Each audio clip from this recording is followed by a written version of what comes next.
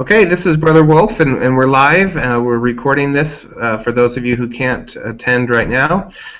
This is HS 285, and tonight we have Group 4. Their topic is the Joint Commission, which is one of the major accrediting bodies that they'll talk about. Group 3 will go later on tonight, and they're going to talk about accreditation in general. Joint Commission is kind of very specific type of accreditation. So just keep that in mind, and we will turn the time over to Shannon to start whenever you're ready. All right, hey guys. So we're talking about Joint Commission, obviously, and it was formerly called the Joint Commission on Accreditation. Sorry, I always have a hard time pronouncing that. Of healthcare organizations. And actually in 2007 it was shortened to just Joint Commission, so that's kind of a little easier to say, but it was established more than 50 years ago, and it's a national nonprofit group that accredits thousands of healthcare organizations, including around 4,500 hospitals in the United States. And the reason it was originally changed to the JCAHO was just to reflect its focus to include it more specifically on long-term care facilities, ambulatory surgery centers, and other non-hospital provider organizations. And we can go to the next slide here. Okay, so what does accreditation mean? It's basically just a voluntary process provider organizations go through to document the quality of care they provide. So it's not mandatory, but if you want to have like a good name to your provider organization, it's like a good idea to go through it, because it basically, its purpose, like I'll mention down below, is basically just to improve the quality of care provided in hospitals there. And it just kind of gives the seal of approval for any organization good enough to pass the survey there. And it was founded in 1917 by some medical professionals as a joint initiative between the American College of Surgeons and the American Hospital Association. And it's been the most significant force in accreditation in the healthcare industry since then. So we can go to the next one here. And why is it called Joint Commission? I mentioned it in the slide before, but it's just basically, it's Joint Commission because that was the product of a combined effort by the American Hospital Association and the American College of Surgeons. So, I mean, you can just put 2 and 2 together. That's why it was joint there, Joint Commission. So, there's that. Okay, so kind of like what Shannon was saying, and the fact that it is a huge organization, and this is all a list of all.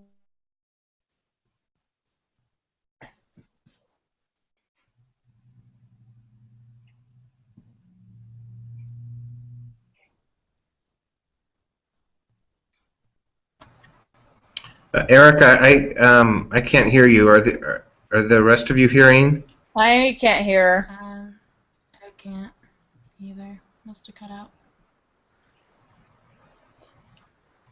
Erica, did you you may have just hit your microphone button or something. I'm going to type in a chat here just so that she knows we can't hear her.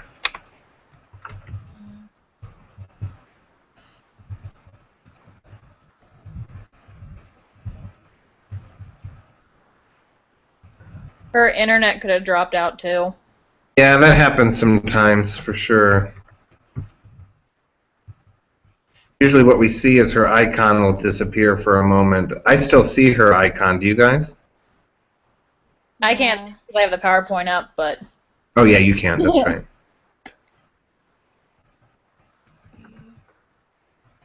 Okay. Oh, yeah, there it dropped off. See that? So we'll give her a second. Okay.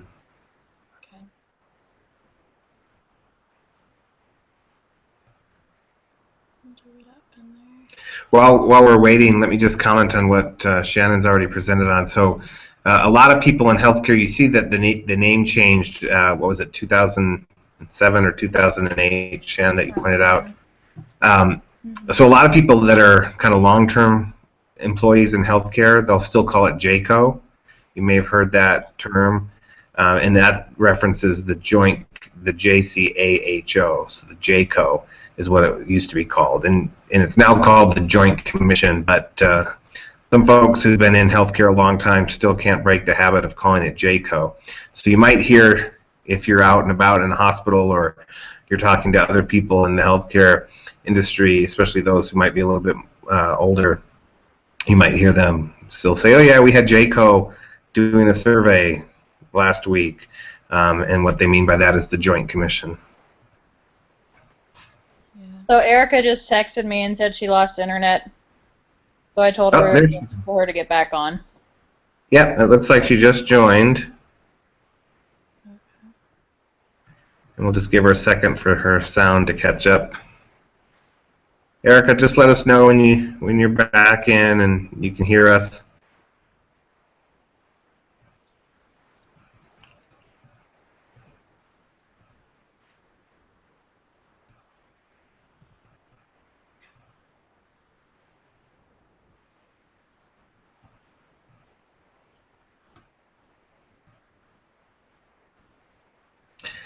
Can you hear us yet, Erica?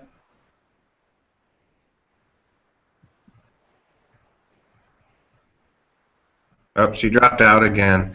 Why don't we, if it's not too much, oh, there she's joined back in. Kind of like a jumping bean, in and out, in and out. Erica, can you hear us again?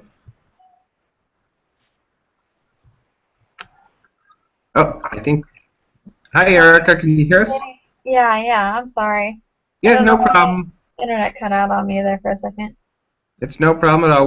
I was just talking about the name that Shannon mentioned, the JCO versus Joint Commission. So we just talked about that a little bit. But if you feel like you're ready, feel free to proceed.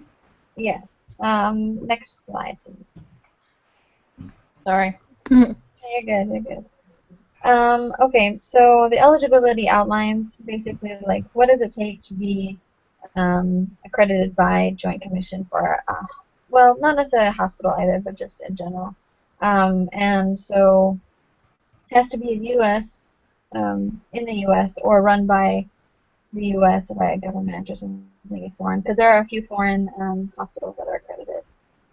But there has to be, a license to practice, of course.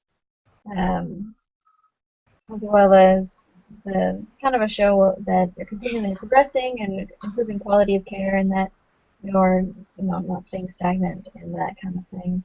A specific outline of services provided by the facility, as well as like a feasible way for those services to be evaluated by the standards of Joint Commission. There's kind of this is an optional one, the next one, which is meet the definition of a hospital set by Medicare and Medicaid services, which is called deemed status, which I think Valerie will talk about a little bit more.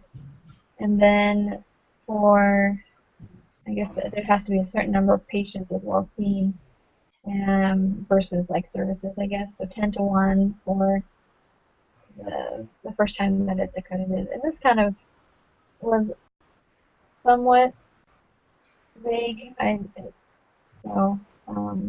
then when it says average daily census, it means like on average every day, if you get a certain number of patients of 21 or more, then you have to have at least 30 inpatients at a time. And then if your average daily census is less than 21, then you have to have at least 20 patients in at the time. That's how I interpreted it. So. Thank you. So I found one main competitor when it comes to, I guess, accreditation. There's a lot of different accreditation programs, some that do with research, some that do with hospitals or different kind of things. But the biggest one that I found was the DNVGL, Healthcare, which is actually like an offshoot of I guess an energy business of sorts. It's based in Norway, and it only does hospitals. Oh, I skipped a little, sorry. With the Joint Commission, 78% of U.S. hospitals are accredited by it, which is 4,055.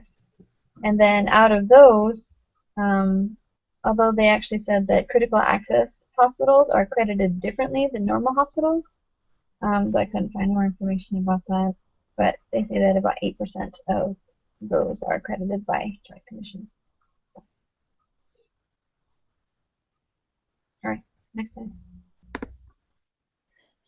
Okay, so this slide is talking about deemed status, and in November of 2009, the Joint Commission was granted deemed status by the Center of Medicare and Medicaid Services, and basically what that means is that hospitals that are accredited by the Joint Commission will automatically be considered in compliance with the CMS, which is the Centers of Medicare and Medicaid Services, and be eligible to receive Medicare and Medicaid funds, which is a good thing for hospitals.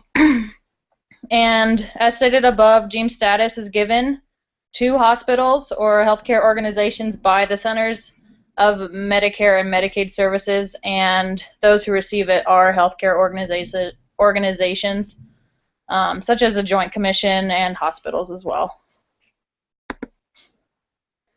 So to become accredited, the hospitals will have to go through an on-site survey, and the purpose of the survey is not only to evaluate, but on an article I found, it also said that while they're doing the survey, they'll give tips and kind of provide more education for the organization, like ways to improve what they're doing already. And so a full survey is given when an organization becomes accredited by the Joint Commission. And then after that survey, the Joint Commission can show up unannounced anytime between 18 months to 36 months after the full survey, and then 24 months for laboratories. And this means that they can receive no notification of the survey. They'll just show up and just start the survey, so that there's no time for them to prepare or anything like that.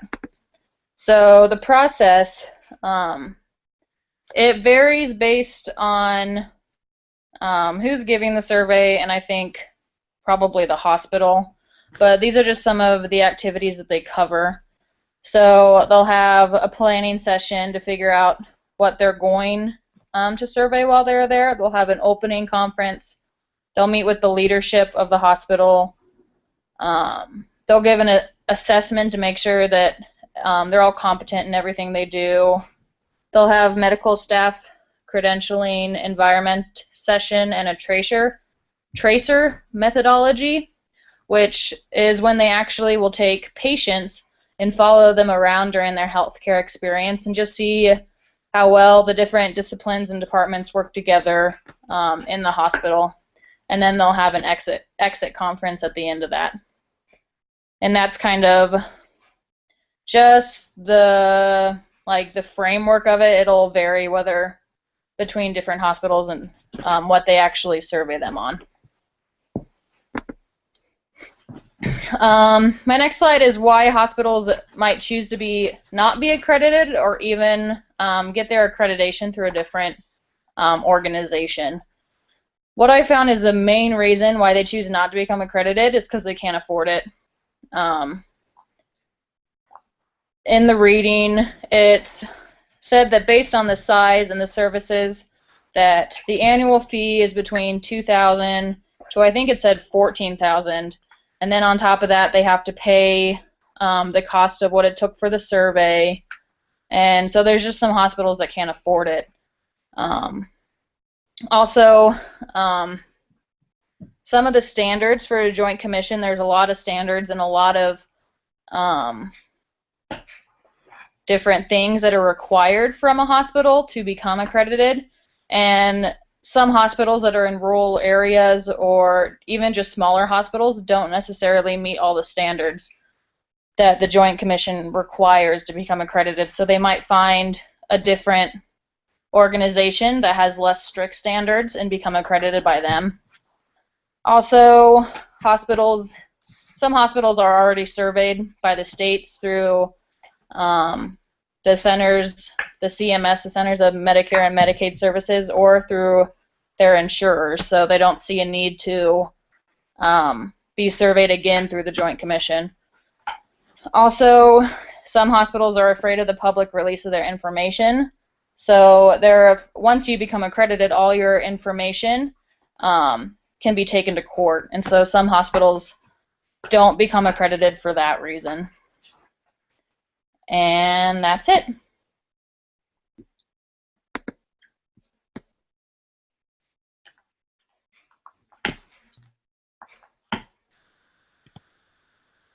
Did we lose the teacher?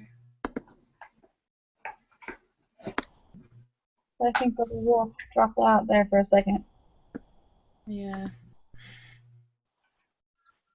So we lost the teacher? Yeah. I think so. Okay. Sweet. Should we just end it? Or what do we I don't feel like he would have just left. I feel like he would have said something. Yeah. Well, no, yeah, because usually at this point he provides time for questions. Yeah. Everybody is watching, which I'm not sure exactly how they do that. But if anyone has questions, if they're on, I guess you can comment on the right, or yeah, I think that's how it goes. Q&A. Or maybe they can only ask it to him. I don't know. I don't know. Maybe we'll wait. I don't know how long to wait.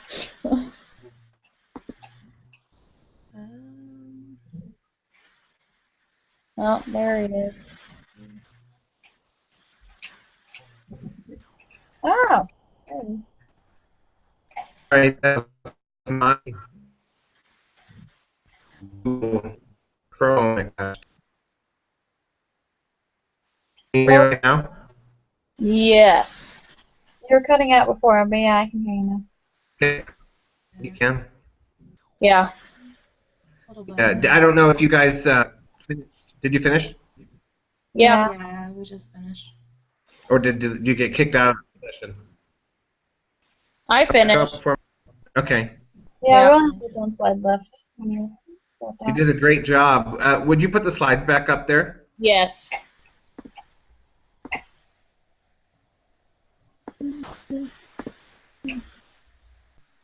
Just any of them, or start at the. Where do you want me to? Well, so what I wanted to go was with it was probably around slide 9. If Okay. I'm reading those right. Yeah, I'm sorry, and then go to 10. This bullet over on the right before the exit conference, that's a really good summary of what they do. They're on site, and their job is to check the quality of care from start to finish, right?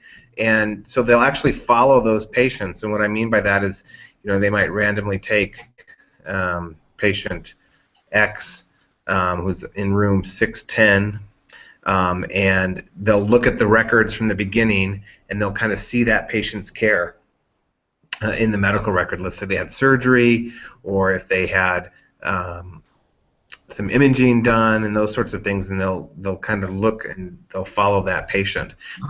And I don't know if you guys talked about this, but so if you did, I apologize. But did you come across any specifics of what I know? Joint Commission people make a whole living off of quality, right? There's whole quality departments in major hospitals, at least, where their whole job is to get people ready for Joint Commission. And then after the Joint Commission was on site, to make sure you correct any improvements that need to be made or any deficiencies that were noted in their report, and then be ready, like you mentioned in the previous slides, for any unannounced surveys. And so I know it's a big topic, but did you come across any specific things that they might check when they're in a hospital, or maybe just from your own personal experience or professional experience you might be aware of some of the things Joint Commission checks?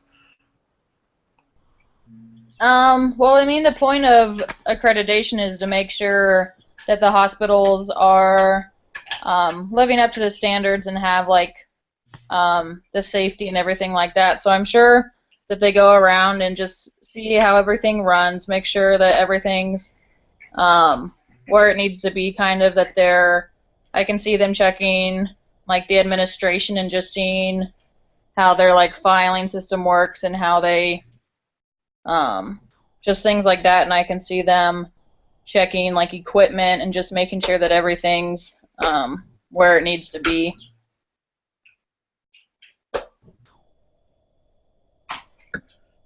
Yeah, maybe making sure they don't make shortcuts either.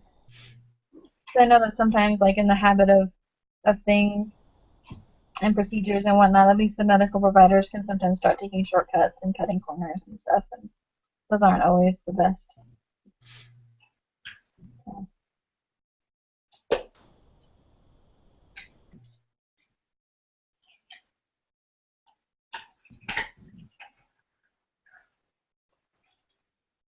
I think Brother Wolf froze again.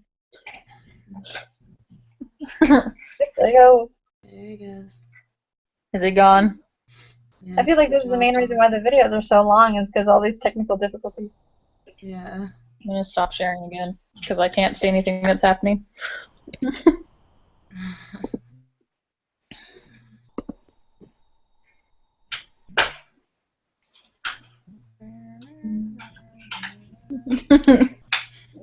It's the storm.